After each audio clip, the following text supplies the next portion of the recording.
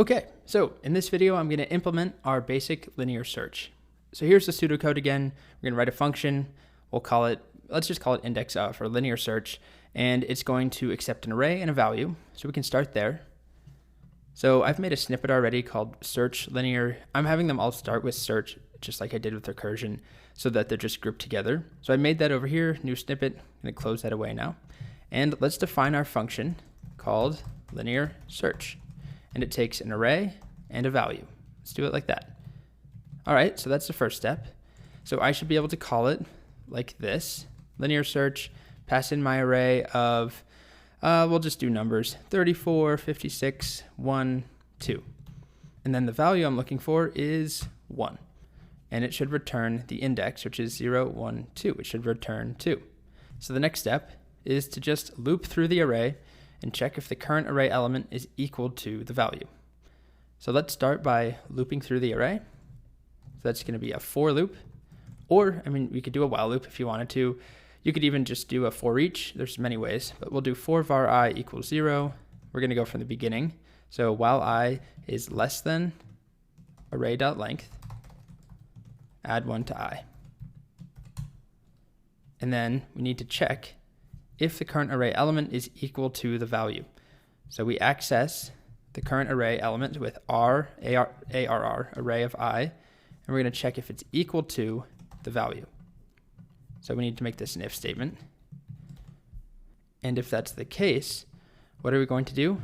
We're going to return, well, we want to return, as you can see here, the index at which the element is found. So that's pretty easy because we already have I, which is why I chose not to use a for loop, or excuse me, a for each, although you can still do for each with an index, but we have I right out of the box because of our loop, so we just return I. So in this case, I will be 0, we start, we check, is array of I equal to the value? No. Is 34 1? Nope. Next up, I is 1. Is 56 1? Nope. Next time through, I is 2. So we check array of 2, which is 1. Is that equal to 1 that we're looking for? Yes. So we return I, which is 2. Then we have our final catch-all. If the value is never found, return -1. And the easiest way to do that is just after the loop. That means we've hit the end. So if we haven't returned by now, that means it's not in there. So we can just return -1, just like that. And a small simplification that we can make, we can do this all in a single line. The if statement, the conditional, just move that back up there, like that. Just shorten it a little bit, but it's just a personal preference. So if array of I is triple equal to value, return I. So now let's test this out. So linear search of this, we should, if it works, get 0, 1, 2. I'm going to use command enter to run it. And there we go, we get 2. Let's try it again. This time, let's add some other numbers. And let's check for 56. Which is actually, wow, I'm so bad at picking random numbers. I picked the same number twice. Let's change this one to be 51. And if I run it, we get index of 6, 0, 1, 2, 3, 4, 5, 6. Finally, let's test it on something that's not in there, like 100. We get -1. Now, if I still have my states array, there we go. Because I made this a snippet, I should be able to do linear search, pass in states, and then check what's the index of Texas, for example? And we get 50. And if I check for, let's do one more, how about Texas with an extra A? It's not in there. Cool.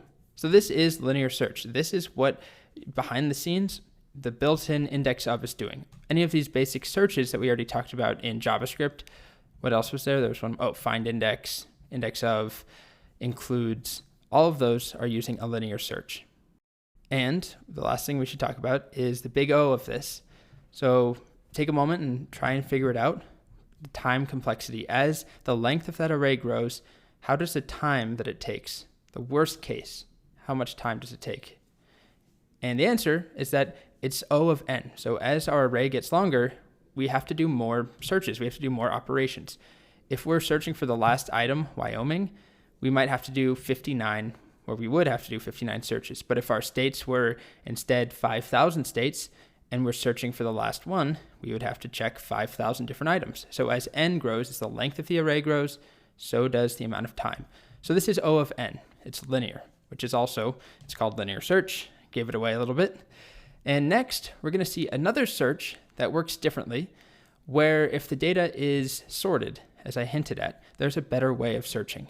And it's a little bit more complicated, but it's a fun sort of first algorithm to step things up a bit from linear search, and it's faster. So we'll see that in the next video.